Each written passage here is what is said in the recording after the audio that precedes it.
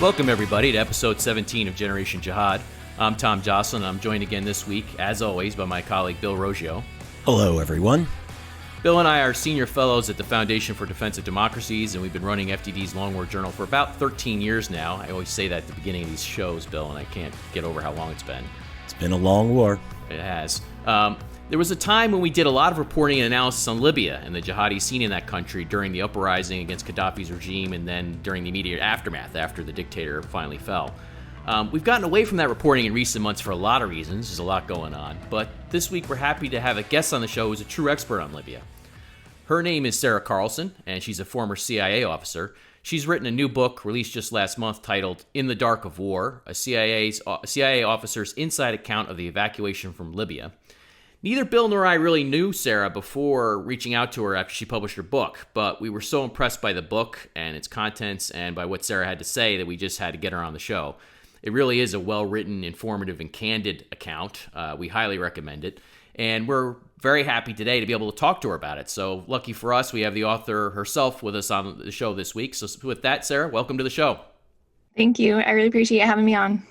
It is our pleasure, Sarah. Thank you for joining us. Bill, you want to start the show, Bill, maybe getting in a little bit about Sarah's background, because both you and I were impressed by how she mixes both the personal content and also sort of the national security, counterterrorism focus of her work, and how those two things meld so well together in her book, making it a very interesting read.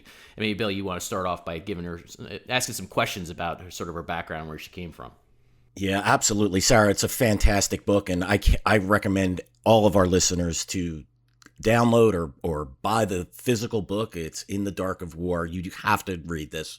But Sarah, your book, without a doubt, it's more than a book about Libya and your experience there during the revolution. It's very clear. This is a book about faith in your faith in family, your faith in your friends and your colleagues, your faith in America, and your faith in God. Professing your faith in God and country, it's not a very popular thing to do these days. I commend you for having the courage to speak up and declare your faith. What has been the driving force behind your faith? Well, I was actually raised in the church. So my dad was a minister. He was a Presbyterian minister. And so I grew up in it, in faith in the church. And I think, for me, it was how I was raised, but then also taking that on personally and having that be sort of my personal mission or my path that, there are different times in life where you can begin to doubt like what you're doing and what your purpose is. And for me, I've always had that strong sense of purpose, and that's very much built off of my faith that, this sense of like integrity and mission grew out of that I needed to go down this path and that it was the path that was meant to go down. Yeah, it's certainly a fantastic story that you tell about that with your mother and your brother. It's a very strong family. It's it's the quintessential American experience. Like many of us in this field, the 9/11 changed our lives. Just before the attack on September 10th, 2001, what were you doing? Where were you on that fateful day, and how did you end up as a CIA analyst? So I was in college and I was getting my degree in English, so that helped later with writing the book. Well, actually, you could tell because it's well written, and we read a lot of these insider accounts, and they're not always well written. So, so it paid off. Your degree paid off. Yes, I appreciate that. So I was working in emergency management, and that's actually what I'm doing again today. So out here in the Pacific Northwest, in the Seattle area, and I had no intention of doing something sort of on the national scale. I thought I would be doing first responder work, so maybe I'd stay in emergency management or maybe police or fire. So that was really what I was looking at doing. I was volunteering with search and rescue. I was a certified EMT, emergency medical technician. So that was very much sort of the path that I was going down. And, as you mentioned, I have three brothers, and we're all really close. We're really close in age, and, we're really good friends growing up. And so they also had no intention of joining the military at the time. But then when 9/11 happened, we all wanted to serve. So that, I think, very much is due to my mother and how she raised us. So my parents actually got divorced when I was quite young, and then she continued to raise us very strongly with sort of our Christian values, but then also, like you said, God and country, right? So we come from a very strong military family where I think most of my uncles, my grandparents, they all served. My stepdad served. So after 9/11 happened, we all knew we wanted to do something more. So all three of my brothers joined the military, and then I joined Defense Intelligence Agency, and I chose defense because they were joining the military. So I wanted to serve in a similar capacity. Yeah, and God bless your mother. I mean, and she certainly raised a family that is devoted to service to this country. Yeah, tell me a little about where are your brothers, or where have you, I believe one of them is out of the military and two are. Where did they serve? So one is still in. He's in the Air Force. So he's up in Alaska right now and continues to serve. So he's been in, he's been in all the war zones, right? And Sure. He's with the Air Force. So sort of a different capacity than like what I was doing. And then my older brother is out now. He was an officer in the Army, and he actually was one of those that got the 15-month deployment. And so he had already done like a 9-month one, and then he got the 15-month one. And after that, he was like, and I'm done. Yeah. They were ready to start a family.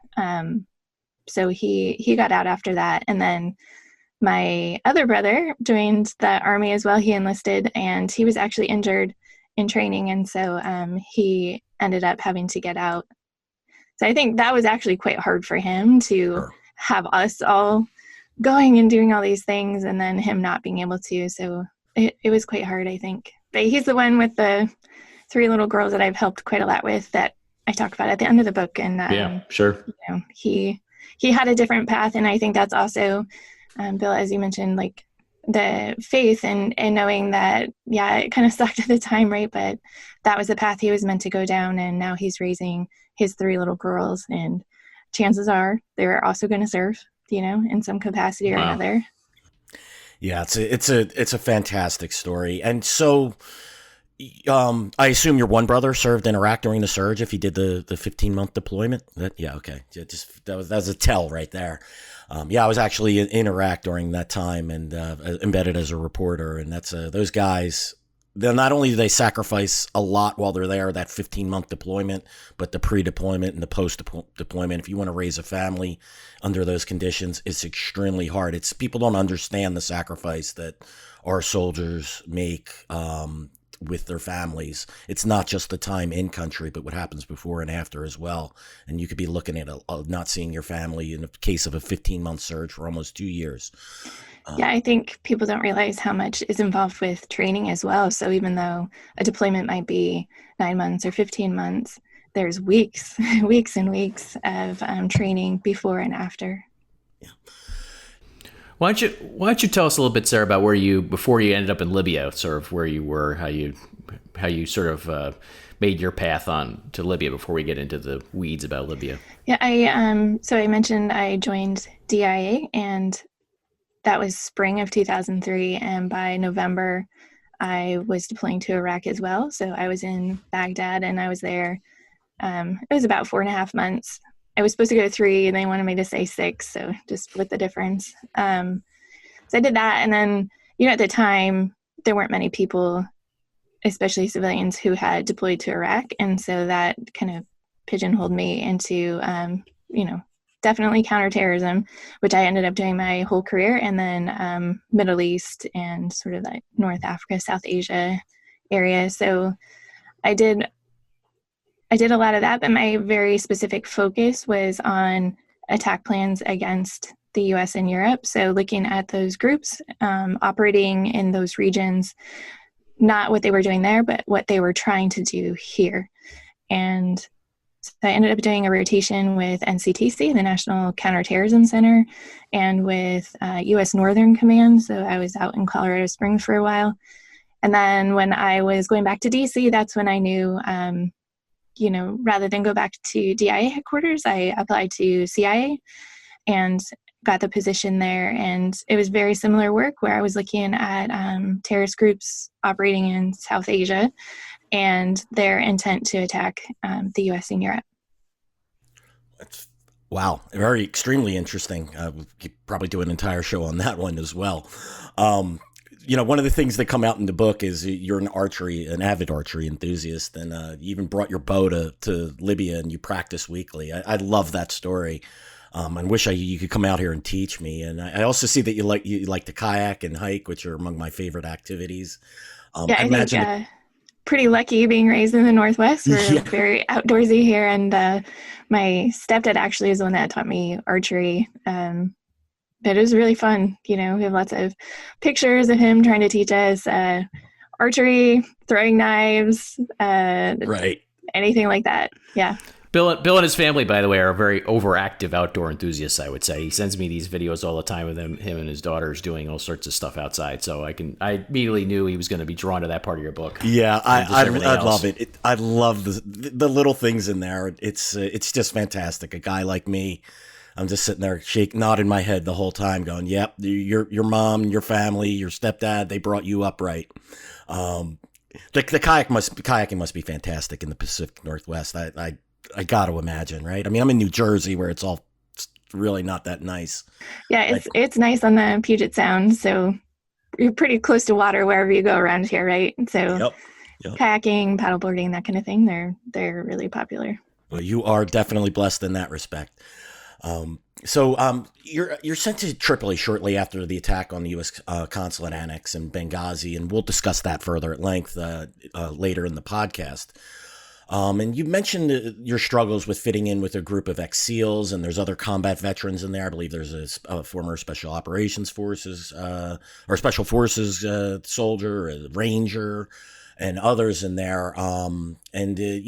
These are combat veterans with long hours, and you're certainly isolated from the world. What were your greatest challenges personally, and how did you overcome them? It was really hard to fit in. So I'm a woman, obviously, right. And there were not many there. It was mostly men who were there. So that in itself is, there's all these, I jokingly, affectionately refer to them as warriors in the book. Yes. And we used to call it the table where they ate, the warrior table. So there definitely was a difference, I think, between me as a CIA officer and then them as the security officers. And then I was also the analyst. So I was the nerd, right? I was the one walking around all the time with the iPad. I never actually put it down unless I was going in to the office area where I couldn't take it. Nerd is a good word on this show, Sarah, by the way. Nerd is a good word. That's if you look back at any time I discuss myself publicly, that's how I describe myself. So, and I describe Bill that way a couple times too. I don't know if he likes that or not, but I'm good with it. Right. I like to say I'm an action nerd because you're definitely an action nerd. Yeah. Outdoorsy type things. But it was hard to fit in. I think I ended up I had to force myself to be social and to try to make friends with these people because I'm more introverted, and so it was important to me that I get to know them. So I made a point of learning everybody's first name, even the Marines, even the people who worked on the compound. So some of the locals or immigrants that had come there to work, and so it was important to me that I know their names, which sounds like a really sort of silly minor thing, but it was a way of letting them know that they were people, they were important, because I think we have a tendency to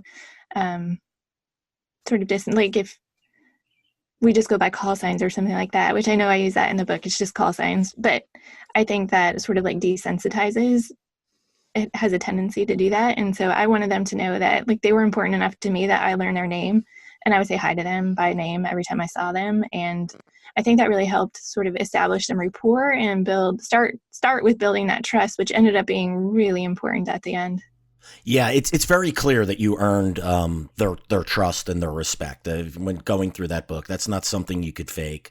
They seem to, well, actually, I know it. I mean, they relied on not just your nerdiness, but at the end of the book, when you're evacuating the embassy in Tripoli, not only you're given the actual tactical command of the vehicle that's leading out, and that is certainly any of us who've been out in the combat zone. If you're going to take that right hand seat in the front, you have a very very key position. And it's something, that they're not. They bypassed some individuals who actually had were active duty military personnel at some time. So if that's, given that that's the case, I know that they had to respect you. They had to trust you. They viewed you as more than just a brain. You were something a lot more. And that came across very clear in the book. Let's talk a little bit about that, because that's the framing of the book, and justifiably so, is the U.S. evacuation from Tripoli and Libya. And maybe you can walk listeners through what that actually entailed and what that actually meant, both to you personally and to the U.S. So the evacuation came sort of at the end of 2 weeks of straight fighting. Although, the fighting didn't end. Obviously, it's still going on today in some form or another. But we were there 2 weeks before we were able to get out. And so in the actual, evacuation, how it was set up, we went out in sections. And so there was a lead vehicle and a follow vehicle, which is what Bill was talking about. There's security officer driving every one of those vehicles, and then in most cases there was a security officer also as the tactical commander.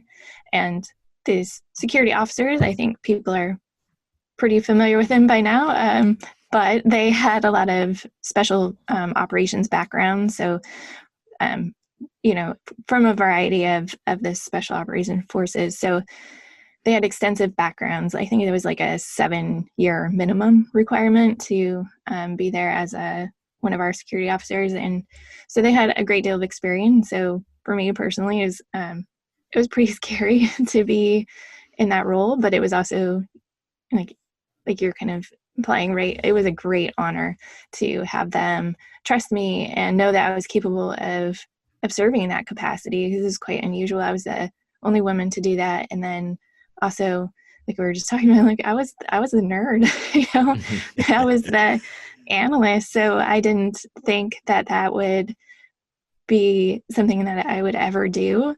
I'm pretty sure I'm the only analyst that's ever done that. It was in my performance review at the end when I got back. I had to do everybody. Excuse me, I think everybody has to do yearly performance reviews, right? And mine's served as tactical commander during an overland evacuation. That would go in the non-nerd section of the right. And that was the action side, right. Solidly. Yeah, Sarah, you were smart enough to know that you should be afraid at that moment, and I certainly commend that. Some people don't have enough intelligence to know that they're given great responsibility. So, but I think that also, thank you. And I think that gets into a lot of the mentality of what was going on at the time too. So we were stuck there for 2 weeks and we were getting bombed and we had absolutely no recourse. We couldn't do anything offensive, right? It was only defensive, which when it's rockets and incoming, it's just hide in the bunker, right? Which we couldn't do while we were getting ready to go out. So people, I think, had a tendency to sort of minimize or downplay the threat, but it was just a way of dealing with it, be like, no, I'm not scared. It's not a big deal. No, you're lying. So I think it's, it's just a defense mechanism. So yeah, absolutely. Yeah. Look, and it's important to certainly not, you don't want to scare your colleagues by showing how afraid you are. So that's certainly right. And who was firing on you at the time, Sarah? Who was, to give listeners some perspective on sort of the, one of the great things in the book is that it portrays the chaos in Libya and sort of all the competing factions and problems and all, the different tribes and militias that you have to deal with, and maybe give listeners a little bit of sense of who was actually firing on you and your protections or supposed protection around where you guys were stationed. So it was Operation Dawn at the time that was firing on us. So that was a conglomeration of different tribes and militias. So as you said, it was quite chaotic, and one of my roles as analyst was to assess the chaos. So to figure out which groups were working with which groups and starting to form these blocks or sides, and how that divide was deepening. So like also, as Bill said, like I knew all the threats because that was my job to assess all of them. So I knew exactly what was coming at us, and they were firing towards us. So it was Operation Dawn, and they weren't necessarily firing at us, but they were fighting with the other block, which the Zintan was a major tribe involved in that. And we were sitting on Zintan land, and we were right next to the airport. And the airport was very much one of those centers of gravity, right? Whoever controlled the airport controlled access to the country. And so Operation Dawn really wanted control of the airport, and if they couldn't get control of the airport, then nobody would have it. So they actually started the Civil War by firing on it, and so that morning that they started it was July 13th, 2014, and it was like burned in my memory. You know, you could see it. They started with the airport, and like they were hitting the planes, you could see the smoke billowing up. And so Operation Dawn was primarily led by the Misratan militia, which came from the city of Misrata. So it was this process over time of them forming alliances with some of these other groups. And the groups that I was most worried about them forming alliances with were the terrorist groups. So they tended to be more sort of Islamist aligned, and so that led to a more natural affiliation with the terrorists. So Ansar al-Sharia being the primary one I was worried about at the time. And then we were starting to see a lot of people returning from Iraq and Syria. So during the revolution and sort of right after, a lot of North Africans had been sort of funneled through Libya to go to Iraq and Syria. And so in 2014, that was when we were first starting to see them come back, and starting like very much at the beginning stages, starting to see them setting up an Islamic State in Libya. Yes, we're going to discuss Ansar Sharia right after this question. I know this is one of Tom's favorites. This is where we're going to turn to the nerdy part of the podcast very shortly here. But go ahead. Just one quick question. Look, Sarah, your devotion to your colleagues, trying to keep them safe by having the best intelligence. It's admirable. It comes across, like you said, you're on your iPad, you're up every morning finding out. It seems to me that a very big part of your intelligence gathering was social media. Is that correct? Yes, absolutely. I was on it pretty constantly. I also learned Arabic, so much better at reading than speaking. Apparently, I have a terrible American accent. You're not the only one. That's my main problem. Yeah. But I got pretty good at reading, and so I would scan it every morning. Well, every morning, like all day long, right? But first thing in the morning, my boss he would ask me pretty early every morning, like, hey, what's going on in Libya today?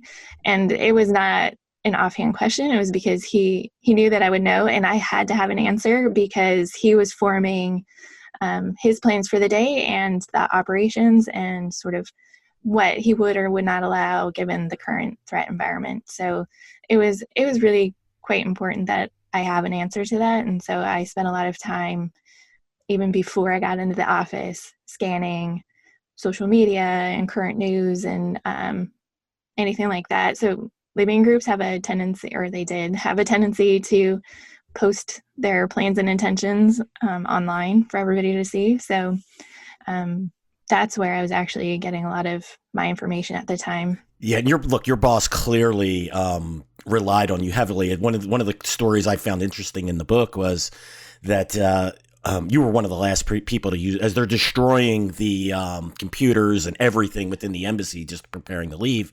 They're destroying everything, and I think you're one of the last, if not the last person on the last computer that's set up to send out your last report. And I thought that was very fascinating. And so, one quick follow-up question: did social media blessing, a curse, a little of both? I'm kind of in that latter category, and I'm curious what you think.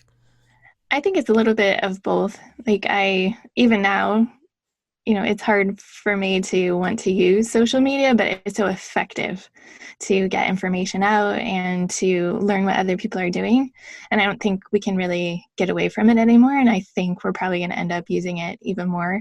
And that includes terrorists. So I think analysts are going to have to rely on open source information more and more as this trend continues. And I will say that I actually first heard about the Long War Journal from a terrorist, from a debriefing that I was doing. So that was, like a decade ago now. But was he a big fan of ours, or not so much? He was in fact.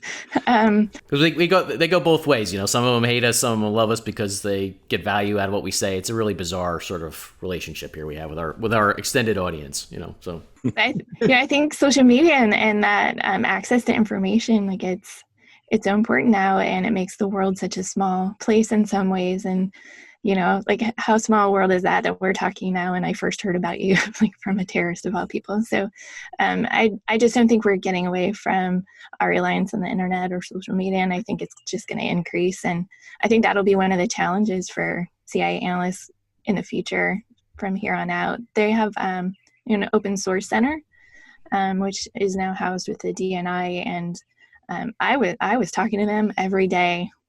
God bless them. Let me ask you a question about that. What we've heard rumblings about possible cutbacks to open source center. Have you heard anything along those lines that you can talk about, or is there anything? We as outsiders, we don't have access to it, but we know a lot of people in government who do, and so we've heard from people over time that it seems like they've scaled back sort of what they're doing, at least in the world that we operate in or analyze. I haven't heard one way or the other, but I will say I think they are incredibly important for all the reasons that we were just talking about, that I relied on them a great deal. And, I think people maybe don't realize, like, the CIA is still secrets, right? If it's not a secret, then that's not, like, CIA isn't made to collect open source information. So I think that's one of the reasons it was moved to the DNI, but I still think that's a really important function that we need to be looking at that kind of information. Yeah, no, we agree. I mean, it's one of the things we've talked about in a previous episode of the podcast, sort of one of the analytic biases we've run across is that basically because there's sort of this premium put on stealing super secret stuff, that if it isn't super secret, if it's just out there in the open, it sort of can get devalued in some analysts' minds. And we certainly don't look at it that way. Certainly there's stuff that is super secret that's totally important and that you need to value highly, but there's a lot of great information out there, as you well know and as your book documents. And the situation reports that you mentioned that I was doing at the end, and I was sending them back on a weekly basis throughout the year. So I would cable them back to CIA headquarters, and they were relying on that a lot too, because of this sort of disconnect between open source and the analytic world. So I was taking a lot of my information from what I was seeing. It was a mix for sure of open source and classified, but cabling it back, and I know a lot of people really relied on those cables to know what was going on and to help them know where to look for different things. Yeah, I think this is a good segue actually for something that really stood out in the book to me as a fellow nerd, which was your reliance on Osama bin Laden's files. And I keep teasing we're going to have a whole podcast or maybe two on just that whole topic and our involvement in trying to get them released and analyze them and all that stuff. But you're right in the book that a big reason why you wanted to get involved in Libya and serve there was because you could see in Osama bin Laden's files that Al-Qaeda wanted to set up shop in post-Gaddafi Libya and potentially use that as a base for attacks in the West and abroad. Maybe talk a little bit about that, the value you saw of Osama bin Laden's files. There's one of the reasons we got involved in all this was there was this idea that Osama bin Laden was out of the game, he wasn't managing, he wasn't involved, he was sort of disconnected from the broader Al-Qaeda network, and we just have accumulated so much evidence through the years that was false, and we think the bin Laden files are decisive on this. I know you were on Mike Morell's podcast just recently, and he writes about this in his book, and he explains in great detail how the CIA changed their entire analysis of bin Laden's role in Al-Qaeda once they got the files. They realized that not only was he managing affairs, but he was even sometimes micromanaging affairs. Maybe talk a little bit about that and how that influenced your thinking on Libya. He was quite involved. That was, like you said, very clear from the document exploitation. It did, I think, change a lot. So that it was this was before I went to Libya when that information came out. So that raid was 2011, and then the initial focus was getting the threat information against the homeland first, and then other countries. So that was, as I said, my area of expertise. So that's primarily what I was looking at the time. And so were you involved then in the exploitation, the initial triage of the documents and the files? I didn't do that. I as an analyst, I wrote assessments. Yeah. Gotcha. Well, that's fascinating. So that means you worked on the Bin Laden files for the U.S. government, assessing what was in them and figuring out what they meant for Americans and protecting Americans. Yeah, I was very much focused on threats to the U.S. So I was looking at from that angle. Mm-hmm. And as you said, it was there was a lot of micromanaging, pretty specific thoughts and ideas that he had on how attacks should be done and what the target should be. So I was looking at that, and then once we got through sort of the initial threats to the U.S., then it was threats to Europe, and so then that's when we found that exploitation, which I think in my book I actually referenced the Long War Journal because you wrote about it, and so there was documentation that Osama bin Laden was looking at setting up a base of operations in Libya, as you said, to launch attacks against Europe. So that is what sort of piqued my interest in Libya and why I ended up applying for the analyst position there. Let's talk a little bit about that file, because that's one of my favorites, and this is why, as a fellow nerd, this stood out in your book when you're writing about this, because there's this memo. Of course, bin Laden was receiving memos all the time. As you say, he was micromanaging this global network. And, one of the types of files he was receiving, I refer to as the management memos. Basically, Atiyah Abdel Rahman, his Libyan lieutenant, former member of the Libyan Islamic Fighting Group, who becomes a bigwig in Al-Qaeda, serves as one of his chief right-hand men, really, for Osama bin Laden, basically compiles these lengthy, in-depth memos summarizing events from all the different theaters. Here's what's going on in Afghanistan, here's what's going on in Somalia, here's what's going on in Iraq, here's what's going on in Libya, and he goes through all this. And the memo you're talking about, or one of the memos you're talking about, of course, is where Rahman lays out basically, Sheikh, here's what's going on, and here's why we see that Libya is basically a very permissive environment now and something we should move forward with to exploit and build our mission. And Rahman refers to it as, a revolution. He says there's an Islamic revolution going on in Libya, and this trend, this current is going our way. That basically things are coming the jihadi way.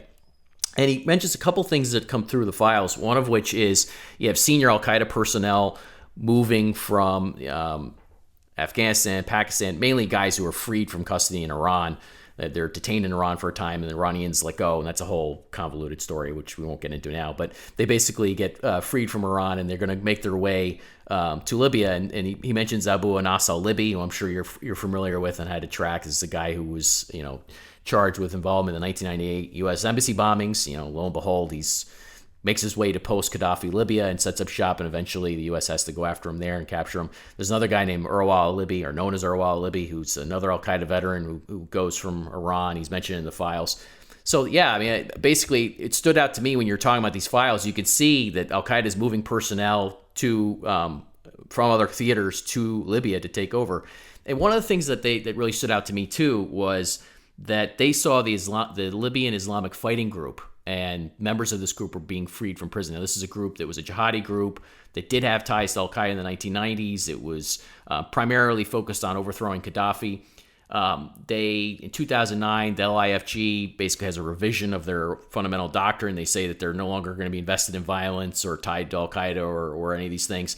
Then as soon as these guys get out of prison, of course, the first thing they do is they go right back to violence, right? They go right back to trying to fight Gaddafi and overthrow him. So it's sort of reversing their whole revision. Maybe talk. This is another thing in your book that stood out to me, is that there were State Department personnel who really kind of wanted to work with the Libyan Islamic Fighting Group, or were sort of, I don't want to say sympathetic to their cause, but saw them as maybe de facto allies. Maybe you could talk a little bit about that and why it's not such a great idea for Americans to get in bed with extremists. Yes. So the LIFG, I think... Not that was a leading question or anything. So the history between LAFG and Al Qaeda goes back quite a long way. And as you mentioned, a lot of the very senior figures in Al Qaeda were former LAFG members. So it gets into this whole question of like LAFG and were they really defunct? Did they really denounce their extremism? A lot of analysts didn't really see that happening, especially because so many of them were then part of Al Qaeda, and we knew, we've talked about, they stayed in touch. I think a lot of stuff in Libya, in particular, is done based on personal relationships. So that was also a really interesting and maybe a little bit different dynamic than I saw in other sort of war zones or locations, that they tended to rely more on people they knew and all that, rather than a formal structure. So like I think Al Qaeda is pretty organized and like top down. There's the leader and then the Shura Council, and then there were other positions, and it was very different in Libya with like Ansar al-Sharia and the groups operating there. So the LAFG, some of the members ended up joining the Libyan government. And so the State Department then saw them as a legitimate part of the Libyan government, and that we should approach them and be working with them because of that affiliation, and chose to ignore probably isn't the right word, but to believe that they had Libya's best interests at heart. And, I strongly disagreed. From my perspective, I knew how closely Al Qaeda was still tied to the LAFG, and that a lot of the leadership of Al Qaeda had been at one point or another Libyan, and that those personal ties are really, really strong. In addition, the LAFG members controlled Mitiga Airport, which I mentioned in the book as well. And that airport was used to send fighters to Iraq and Syria. So for people who are not aware, North Africans made up like the bulk of foreign fighters in Iraq and then later Syria. And a lot of them were funneled through Libya. So we saw that happening. A lot of North Africans were coming into Libya because it was lawless, so they could do that. It was pretty easy. And then going through Mitiga Airport to Syria, we knew, like we saw it. That's not abstaining from violence or extremism, right? When you're sending fighters to Syria. Certainly not when you're sending them to one of the most violent and extremist of the violent extremist organizations in Iraq and Syria at the time, so. And then that set up the issue later, that those fighters started coming back, right. And they were coming back through Mitiga Airport, which again was controlled by LAFG, and some of these leaders that, like the State Department was wanting to work with, because they were also part of the official Libyan government. But those fighters coming back, a lot of them were going east to Benghazi and Derna, and they were the ones that sort of started the Islamic State of Libya. And then I think after I left, but it started to expand, right? Like it became a safe haven. And it was a couple years later, about a year later, they were doing, videos for Islamic State in Libya and being featured in the Islamic State propaganda. So they established their presence pretty quickly, and it exploded. It grew really fast. Let's talk about the period right before the Islamic State sort of blossoms in Libya, gets the caliphate craze, spreads in North Africa, relying on sort of their fighters, because between 2011 and 2013, 2014, let's say, one of the things we've talked about a lot is that unlike ISIS, Al-Qaeda and Al-Qaeda in Islamic Maghreb, they didn't want to broadcast what they were doing a lot of times. The simple strategy was, as you say in the book, change your name, right? If you change the name of a group, then that's enough to throw people off the scent, throw them off the trail, or you work through cutouts or carve-outs, you clandestinely back other groups. And we early on detected that was going on with Ansar al-Sharia in Libya. We profiled the guys who were leading Ansar al-Sharia, including, in Derna, you had Sufyan bin Kumu, a former driver for Osama bin Laden, Al Qaeda veteran, somebody who was held at Guantanamo. U.S. intelligence and analysts had come up with all sorts of information in his dossier about his ties to Al Qaeda, and lo and behold, he ends up being Ansar al-Sharia. You had the same dossier, same profiles for, by coincidence, right, Sarah? It's just a coincidence that the same guys in Tunisia and Egypt and Yemen, they're all Al Qaeda guys who are leading Ansar al-Sharia. And there was some confusion about Ansar al-Sharia Benghazi. I don't want to make a whole episode about that or a whole case on that, but it's interesting. I was wondering if you had tracked that Mohammed al-Zahawi, who was the head of Ansar al-Sharia in Benghazi originally, when he died, Al-Qaeda issued a couple different glowing eulogies for him. And one of them was by Al-Qaeda in the Arabian Peninsula, which actually set up camps in Libya post-Gaddafi. And AQAP actually said in their eulogy that he had personally met, this is Zahawi now, the head of Ansar al-Sharia Benghazi, had personally met with Osama bin Laden in the 1990s in Sudan and had adopted his manhaj, or his methodology, meaning his program, at that time. Now, in Al-Qaeda world, that doesn't get to be a bigger compliment. You have adopted Al-Qaeda's methodology. It means you're on point, you're on game. This is it. You're part of the team. I was wondering if as you were talking a little bit, maybe you could talk a little bit about Al-Qaeda's clandestine strategy in Libya, Ansar al-Sharia, and sort of, as an analyst, you had to track all this stuff and sort of figure out who was who and what they were actually doing. And that's a hefty workload, I would say. Luckily, I had all the analysts at CIA headquarters to back me up, so I relied on them a lot. But yes, it was my main focus is to keep track of all these groups. So it was interesting to look at Ansar al-Sharia. As I said, it was less structured than Al-Qaeda, and I think people are a little more familiar with like Al-Qaeda or Islamic State and how they were structured. So Ansar al-Sharia had groups established in different locations. So one of the questions was, how are they geographically, like, how are they communicating? So like there was a group in Derna, there was a group in Benghazi, Tunisia. So like, are they all the same group? Are they independent groups? How are they communicating if they are? And so that was some of the, sort of critical questions that we were looking at. And then also, again, with that, like relationship. So much in Libya was done based on relationships. And that was sort of a paradigm shift for me, where I was used to looking at groups who, they had leaders. They're like, even down to the cell level, there was a leader of the cell, and like people had different roles. And they were, I think, working together more as, part of the organization. Whereas in Libya, it was very much on a personal level. Like you said, like, oh, well, I knew him back in Sudan, and like, You think that was because of the post-revolution or the revolutionary chaos? You think that's why it was sort of unsettled organizationally like that originally? Because basically they're trying to get everything squared away. There's still fighting going on. There's no real, Ansar al-Sharia, of course, does start doing local governance in Benghazi as a sort of show of force and to try and say that they can do, be a government. But of course that doesn't last.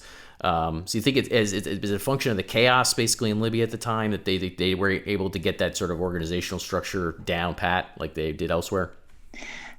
It could be part of it, but I think some of it too is just the culture in Libya and how that tribal dynamic plays out. So there were,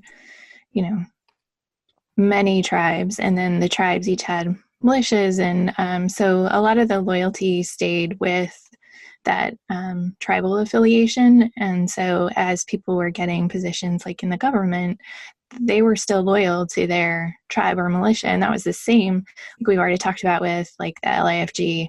And I think that was the same with like Ansar al-Sharia and Benghazi, where their loyalty was still to their little enclave, and they would vouch for each other based on that personal affiliation. So I think it was it was a little bit different than some of the other groups that I've looked at. Gotcha. It's interesting. You're talking about the connections between the different Ansar al-Sharia groups. And I don't know if you saw this video that came out after Mohammed al-Zahawi was killed or died. There was this they had this basically funeral forum of some sort, and he was laying there, and it was the head of Ansar al-Sharia in Tunisia, Abu Ayyad al-Tunisi, was actually sitting there stroking his hair gently and sort of remembering his comrade in arms. And Abu Ayyad al-Tunisi, may shock you to find out or learn, or you already know this, he was an Al-Qaeda veteran himself. And basically after he was killed, Al-Qaeda in the Islamic Maghreb came out and said, oh yeah, he was a member of our Shura Council all along, Abu Ayyad al-Tunisi, as he was the head of Ansar al-Sharia Tunisia. I was wondering if you speak a little bit about, or what your experience was in terms of Al-Qaeda in the Islamic Maghreb, sort of before the rise of ISIS, what they were doing in Libya and how they tried to hide their hand, or whatever your observations were.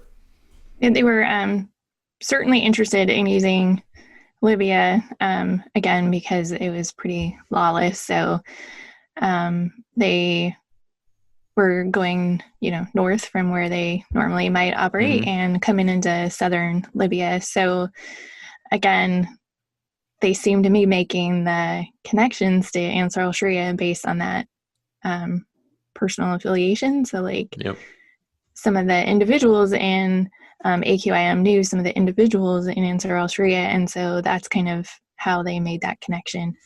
But yeah, we were watching it. I was very concerned. We saw all these groups coming in, and so during the fighting at the end, what I was really worried about was that the terrorist groups were going to use the militia fighting the civil war as cover to come attack us, sort of similarly to what they did in Benghazi. And I think one of the things we've talked about, some of the stuff I struggled with. So one of those things was the Operation Dignity started in May of 2014. And so that was, with Khalifa Haftar, and it started as a fight against Ansar al-Sharia. And up to that point, we, the United States, had not taken any action against Ansar al-Sharia for the Benghazi attacks.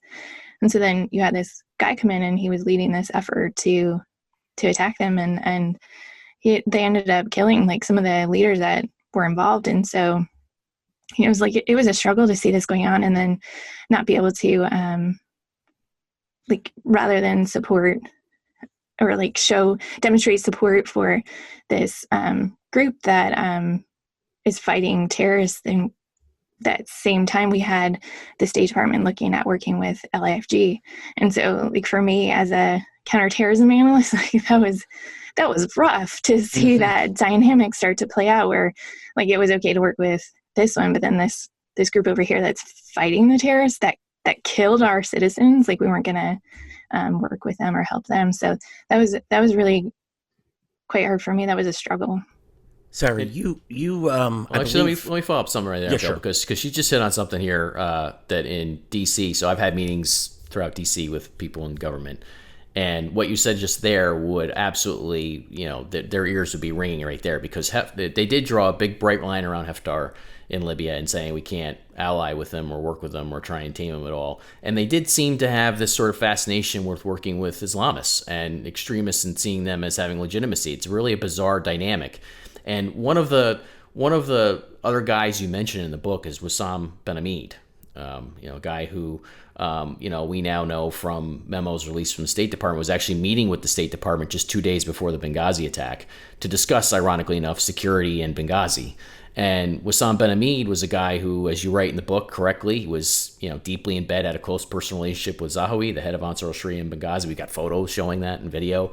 He was working with Ansar al-Sharia, which was one of the principal groups behind the attack in Benghazi. So just, I don't know, your book to me speaks to sort of the messy details of all this. And what do you think explains this idea that, you had people that were, I get the reservations around Haftar, right? I mean, he's at one point he was an aspiring dictator. He killed a lot of people. But what do you ascribe this sort of tension that you're talking about here? What do you ascribe this sort of notion, this willingness to sort of look the other way when it comes to certain brands of extremists, but draw the hard line on guys like Haftar? Right, Haftar is a little bit unique in that he was also, a U.S. citizen. So sure, that was a complicating factor. But he was working with the LSOF, the Libyan Special Operations Forces. So we did look at trying to support the LSOF and maybe getting them more ammunition or something, but we ended up not doing that. And so I think he's a little bit different, but in general, to answer your question, I think the excuse that was given, or the reason, was that these LAFG members had joined the Libyan government. So they were official representatives, so they should be able to meet with them if they wanted. And then I think, there's this interest in working with the Misratan militia, which offended me deeply because like they almost killed me. So, I don't know. I don't understand what dynamic is at play there that made them want to work with the Misratans more. They were winning, so that could be it. They were definitely more organized and better armed. But that, that's still, they're still fighting today. So I'm not sure why pick one side over the other. And in Libya, neither is clean, neither is neat. So I know that's not a great answer to your question, but I don't know what prompted that decision. Yeah, no, the reason why I ask is because it's not a phenomenon that's unique to Libya. We've seen in Washington in particular, and this is something Bill and I have been struggling with figuring out how to talk about and deal with. There is oftentimes we see that are apologists for various strains of extremism throughout the greater Middle East and North Africa. And I don't want to say that the people who are doing this have bad motivations in all cases. They may have pure motivations. They may think that there's some political path to sort of democracy or freedom that they're pursuing. Even if we disagree with that idea, I don't want to say that they're necessarily coming at it from a bad sort of starting point. But some people are coming from a bad starting point in our experience. Some people are apologists for these groups. We deal with that with the Taliban. There's Taliban apologists who have tried to whitewash that history. You get, different extremist groups in different places. We had to deal with it in Syria, where you had people in Washington who wanted to work with basically al-Qaeda cutouts and various other extremists to overthrow Assad. There was a whole big push in Washington to do that at one point. It all goes to, in a charitable way, I try and describe it as what I call naive interventionism. Which is basically, let's just get involved and we can shape events, and sort of overconfident in America's ability to do that. That's sort of the best case scenario, I would say, best explanation for it. But we'll get back to that in a little bit in a second, because I'm curious what your view is of now we're going forward about American interventionism and what we can and can't do and all this. But that's sort of teasing the end of this. We can't do that yet. Let's wait here for a minute. Bill, you had one other question on this before we move on? Yeah. So you said something earlier, and I want to make sure that I heard this correctly. You said that the CIA came to the conclusion that the Libya Revolutionaries Operation Room, which is the Misrata, the alliance with the Misrata militia tribal group, that there was direct evidence of ties with Al Qaeda and Islamists between the two. Is that correct? Did I hear that correctly? That was the CIA's assessment, right? That was my assessment. But you said analysts at the CIA agreed with you, did you not? That we were concerned about it, like connections between the groups. So the LROR is the Libya Revolutionary Operations Room. So that was sort of a kidnapping group that they formed, and they conducted a bunch of kidnappings specifically against foreign diplomats. And there were a lot of threats against us, against the Americans in country, that they were very interested in conducting a kidnapping and specifically targeting us. So we knew there were connections. Like I knew there were connections between the LROR and the LFG and Al Qaeda and Ansar al-Sharia. Okay, and so you briefed that to the ambassador, correct? Yeah. Yeah, and they decided to discard that to continue negotiations. So basically, they're ignoring intelligence. Am I correct to assume that? Yeah, I think one of the anecdotes I have in the book as well is when they've sent out some people through Matiga, and how much that concerned me. Yeah. For all the reasons that we've kind of already talked about, that they were using it. It was controlled by LFG, that they were using it to send out fighters, and fighters were coming back through there associated with the Islamic State. So I was really worried to have them go through there, and then there was a direct connection between those LAFG members and the ones involved in this kidnapping unit, the LROR. So I think, we were really lucky that they weren't kidnapped. Yeah, and at this time, you had the, I believe it was a Jordanian ambassador, or there was a number of ambassadors, Tunisian ambassador, personnel Tunisians, that were kidnapped, correct, right?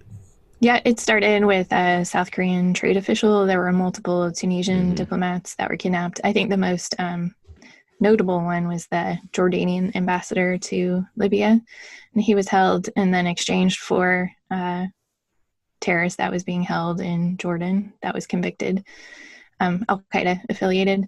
So, But wait, Sarah, why would they want to exchange for an Al Qaeda guy if they're not Al Qaeda, right? right, so weird. Yeah, weird how it works, Um, right?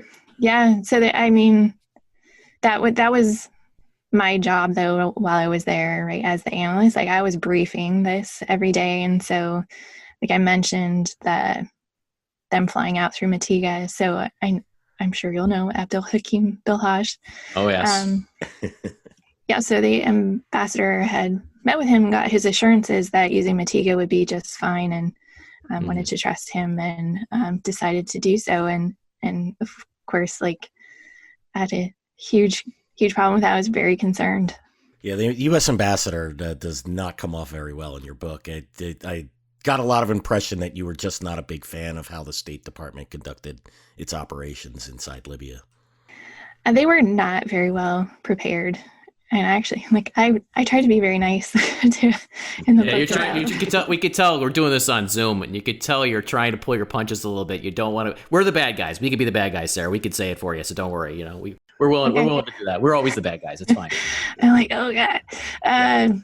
Well, you had a couple anecdotes in your book, though, like little snippy stuff, like not being offered a cup of water or something like that at one point. Yeah, after this long convoy, you're in Right. there for, it has to be, almost a day, and you make it to Tunisia, I believe it was, and you have State Department representatives, this might have been at the border crossing, if I remember correctly, and to Tunisia, and they say, oh, you're not a state personnel, you can't have a bottle of water, and you guys, thankfully, took the water and went and sat down and ate the food. I love that story. It's you just basically told them, screw you. And yeah, but what kind of snippy nonsense is that? I mean, I'm reading this anecdote. I'm like, come on, this is childish stuff, right? I mean, this is really ridiculous. You're all working for the U.S. government, and it spoke Americans. It was just a weird dynamic, and I'm not sure where it came from.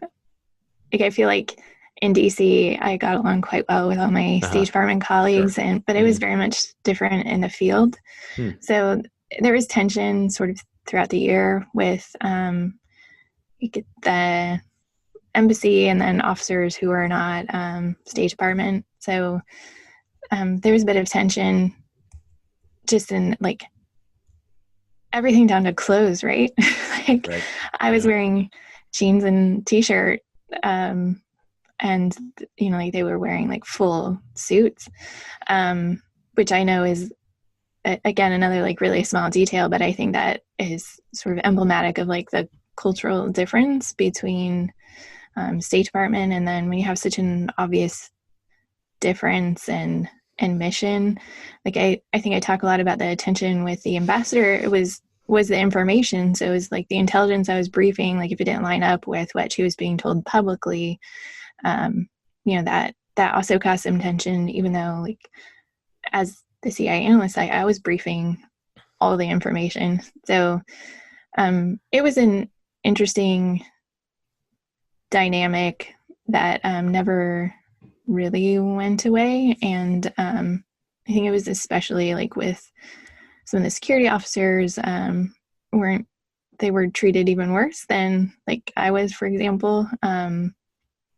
And so then during the actual evacuation, I think that tension sort of came to the forefront, and I think that's where some of that like that petty stuff came from, where like they weren't going to give me a bottle of water. And then we got to that air station, and like the embassy in Tunis had brought down like dinner for the mission, and they implied, like we couldn't go in and get any. So like I marched in there and I got a stack and was handing them out to like the security officers, because they were, like they were like, we're not gonna deal with that. And I was like, well, I will. So I went in and got food. That's why you were so respected, Sarah. They think that all comes through, like, right? Not on my watch. So thank you. But I don't understand that dynamic, again, it's all, like one team, one fight, you would think, but the different agencies are definitely have a different focus and different culture in themselves, and you could really see that more in the field. It's really surprising given that state has been forward deployed in multiple combat zones. It's not like it's the first time state, what was this, 2014, that state gets to go to, is maintaining an embassy in an area of that's at war. I mean, we've been in Iraq, we've been in Syria. I'm sorry. At that point, no, I'm sorry, Iraq and it would be Afghanistan would be the two biggest. So you would think they would have learned by this point, but it's like the State Department. And look, I'm not ragging on everyone here at the State Department. There's Ambassador Stevens, by the way, was a hero of American absolutely. hero. I mean, He's a guy who knew what he was dealing with and where he was. He knew that he was surrounded by bad guys, and the Benghazi story, which is a big hook for all this, of course. I mean, I think that was lost sort of in all this. That I think he was, based on everything I've read, he was clear-eyed about what was going on. He believed in his mission, what he was doing. We can get into that. Yeah, I agree, and I have a lot of respect for my State Department colleagues, so I don't mean to imply I don't. I think, part of it might actually go back to your other question about who they would meet with and why, and this cultural mission difference. So again, in general terms, it might make sense for the CIA to meet with a terrorist leader that wanted to talk, and to do that clandestinely. And it's very different for the State Department to do that because that's in an official capacity representing the U.S. government. So I think that dynamic is also at play, and maybe some of their choices as well. Both Bill and our brains just went off on a whole tangent about the Taliban talks with the State Department in Doha. We're not going to go into that, but you want to talk about talking to terrorists, and the point you're raising, I think, is the crucial one, that you can offer them political legitimacy by doing that, and that's a big problem we think in as well. So. Let's get to the aftermath. What do you think, Bill? Get to the aftermath and sure. Is there anything? But Benghazi, I feel like we missed Benghazi. Yeah, we didn't really talk about the attacks. No, yeah. I was trying, and I had a big hand in the script for the show, and the reason why I did that is because Benghazi's been talked to death. I'll give you my 2-second take on that, Sarah, right? I think the Republicans went all haywire on Benghazi. I think there's a real story there of what went wrong within the administration on it. Of course there is. But I also kind of think that the story was sort of lost. The plot was sort of lost over time because of the politics in Washington and what happened. I always refer to, there's this Senate Intelligence Committee put out a report identifying the main groups behind the Benghazi attack. And I was more curious if you sort of remember this report at all. But the Senate Intelligence Committee was controlled by the Democrats, so it wasn't a partisan report. And they said that members of AQAP, AQIM, Ansar al-Sharia, the Muhammad Jamal Network, and others were all involved in this attack. And my big joke on that, Sarah, is that, okay, well, Al-Qaeda in the Arabian Peninsula, Al-Qaeda in the Islamic Maghreb, those are two regional branches of Al-Qaeda, loyal to Al-Qaeda's emir. You have Ansar al-Sharia, which is all now there's a bunch of documentation about the Al-Qaeda ties there at this point.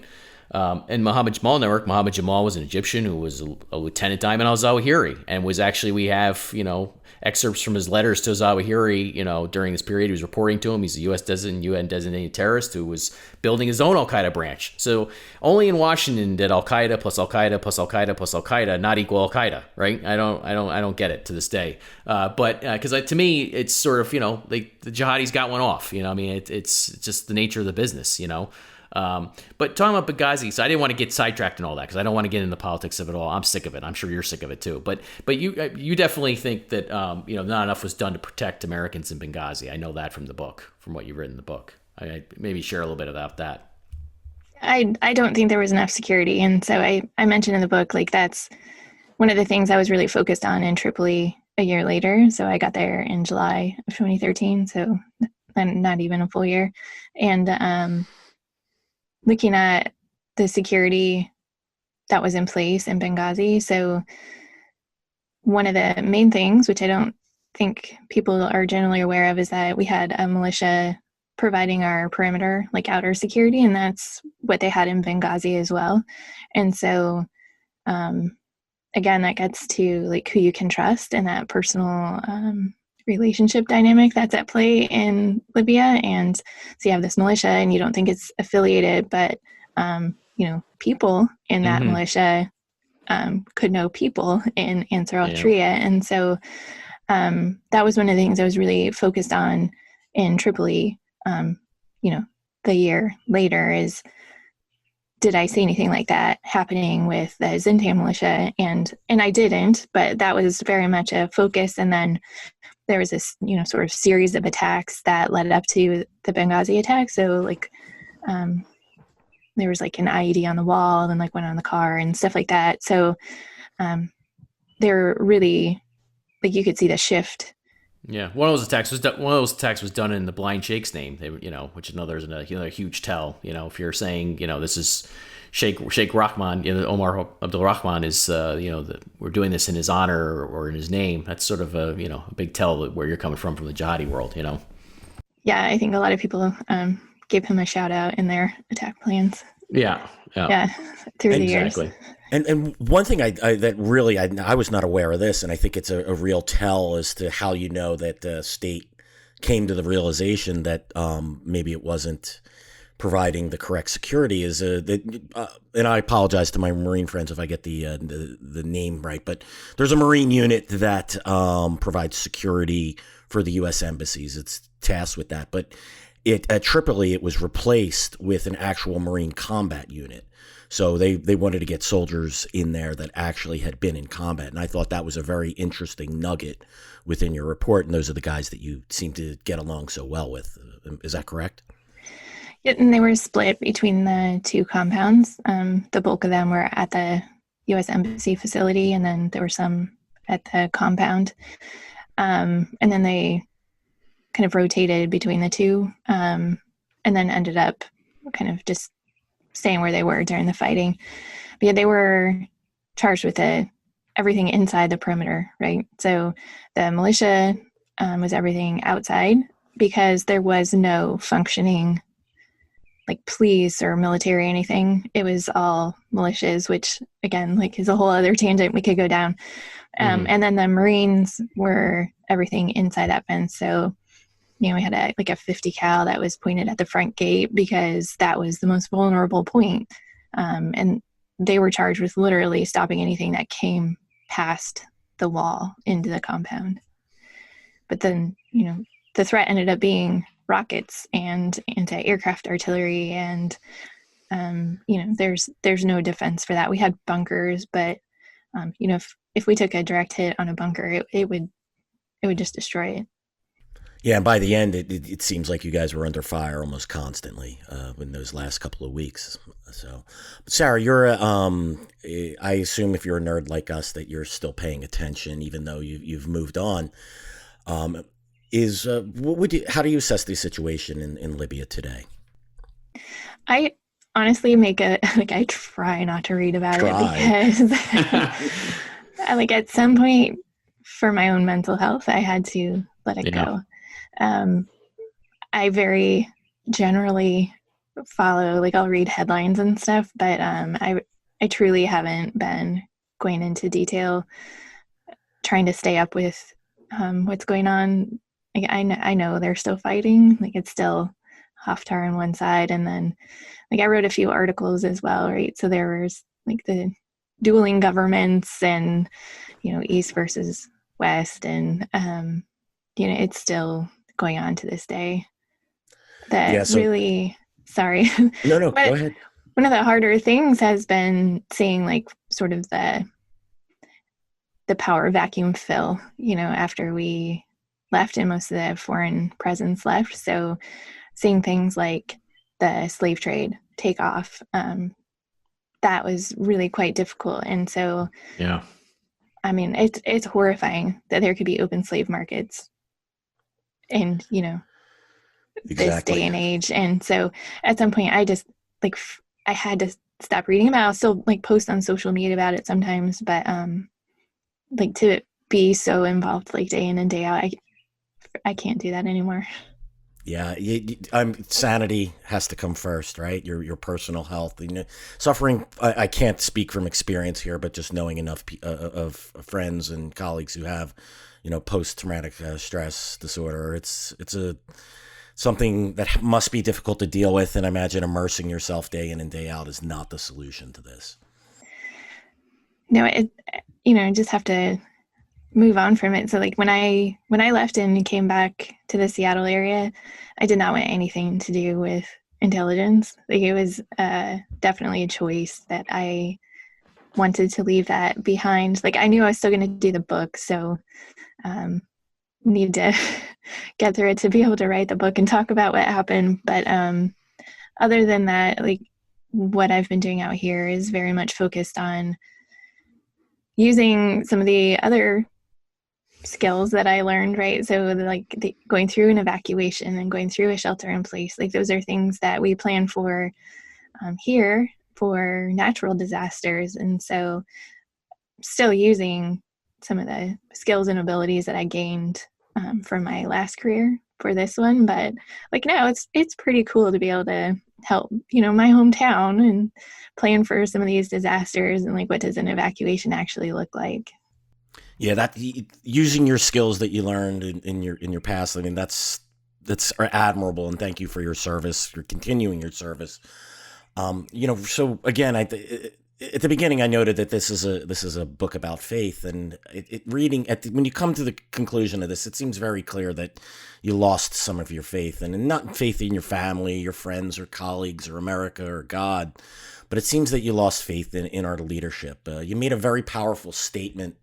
And it resonates with both Tom and us. These are issues that we deal with as we see problems continue. Would you mind reading this for us? Yes, so it's this part sort of at the end of my book where I say, "We stood by as the country fell apart around us. We watched as Libya became a terrorist safe haven about to be taken over by Islamic extremists. While I risked my life to brief the impending conflict and spread of terrorism, my government watched and waited, did nothing, and then gave up. And I knew, beyond a doubt, I'd never be the same again." It's extremely powerful. Would you say that you lost faith in our leadership and its policies? Absolutely. We had gone there because, it was supposedly so critical to our national security that we be there, that we help, with the revolution and topple Gaddafi. And, people literally died for that mission. And then,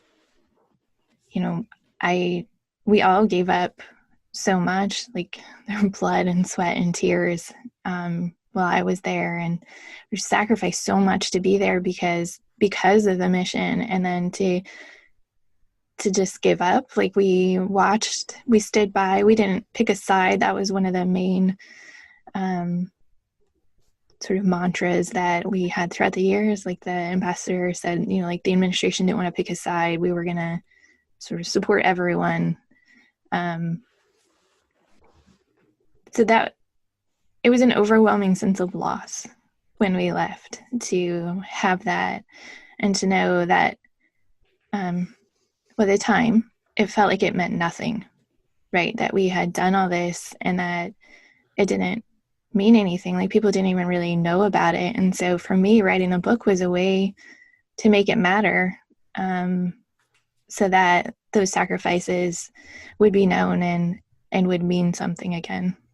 Yeah, and I think this is something that our leadership really doesn't understand, that so many make such great sacrifices. I'm not just talking soldiers who make wonderful sacrifice, but people like you within the CIA, within the State Department, with USAID, make incredible sacrifices, and yet we don't fight to win or even fight for a desirable outcome, which doesn't have to necessarily be victory. And yet you never get a sense of closure if you're going to play not to win, if you're going to not take sides. And I think that's something that has to make it very, very difficult for those who have given so much to and see that it was basically almost all for, I won't say it's all for nothing, because it's not, because you take your skills and you're applying them to your community, and so many do this, but at the national level, right? We just the sense of accomplishment in a mission kind of goes a long way to make those sacrifices count. Yeah, and seeing it play out now in Afghanistan as well, like negotiating with the Taliban, as you mentioned, like that's hard. That's hard to see that happening. And yeah, it took a long time to like really reconcile, and ask myself like why did I do what I did? And so I mentioned like writing the book was a way to make it matter, but then like ultimately come to the realization like I didn't risk my life for my country. Like that idea is too big.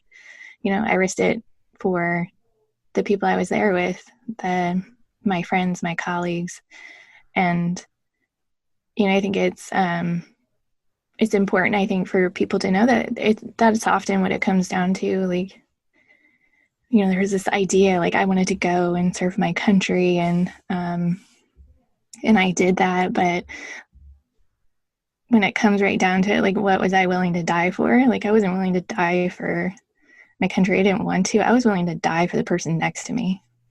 Well, that is right. They always say, you fight for the guy next to you in the foxhole, but that's it's certainly common. It really is frustrating, for Tom and I to watch all of this play out. And it's not just this administration or the last administration; it's 3 successive administrations, and it's hard to ask people to sacrifice for losing strategies. But do you think it's possible for the U.S. to right our foreign policy wrongs, or do you think that we're too far gone, too far down this path of just half-hearted fighting? I think it is possible. I hope. I guess that's a better way of saying it. I hope it's possible. And I don't know that we can really right our wrongs, but maybe correct course is a better way of saying it. So I don't think we can go back and fix the things that we've done, but hopefully we can make better choices going forward. And at the end of the book, you talk about that very difficult choice you had once you'd returned from Tripoli and you got back to the States. And you spoke to your mother about it, and she gave you, I think, some very wise counsel. She told you, don't make a rash decision. Take a year to do so. And it seems like you went 1 year to the very day, and you made that decision. And talk to us about that very difficult decision that you had to make. And do you think that was you made the right decision? I definitely made the right decision. I needed to leave. And it was hard because, especially with a job like the CIA, it becomes your life. So, especially with what I was doing, like counterterrorism the whole time. And as you know, like homeland threats are sort of like the main concern, right? So like I was busy and worked really long hours and so dedicated to that mission, and it just becomes your life, right? Like my friends were from the agency. I never like started my own family. The work was everything. And so I think leaving that becomes quite difficult because it's so much like a part of it was part of my identity. Like I was a CIA officer. Right. And at some point you have to, it's like, well, I can still say I was a CIA officer. Like I will always have done that. And it's okay to move on. And I think like it's so insular, and you forget that there's a whole wide world out there that exists. And in some ways it was really hard to come out here to the Seattle area, and like there's people who didn't know that we were still at war, right? And so that was hard to hear things like that. And like I tell people I was in Libya, and they're like, "Oh, it'd be such a great place to go." I'm like, "You have no idea. Do you know what you're talking about?" And people like so outraged about Benghazi and have no idea that it's in the country of Libya, right? So there were things like that were quite hard to look at, but then being here, it's nice in some ways that people are more focused on like families and like local stuff and the local politics, and so it was very much a way to sort of disconnect. And I'll always have both parts of me inside me. I don't think I'll ever be able to really let go of that interest in national security and what I did with the CIA. And like I'm always going to care about terrorism, always. Like I'm an analyst still, even though I'm not doing that job anymore. Like I still approach problems like an analyst. But it's also nice to be able to let some of that go and just be with family. And serve your community and get out on the Puget Sound and kayak a little bit, Go right? kayak again. Yeah. I love it. I love it. Well, on that note, I think we should wrap this up. But first, I'd like to say thank you to Sarah for joining us this week. Thank you for your service to your country. Thank you for writing the book.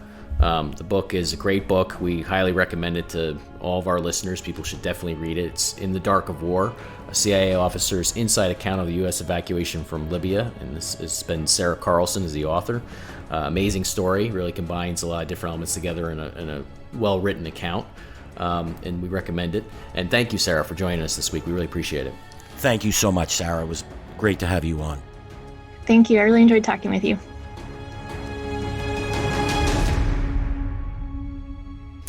And thank you, listeners, for tuning in again this week to Generation Jihad. Please do subscribe to the show. As a reminder, you can find us on Apple Podcasts, Spotify, YouTube, or anywhere else you listen to your shows, and we'll see you again next week.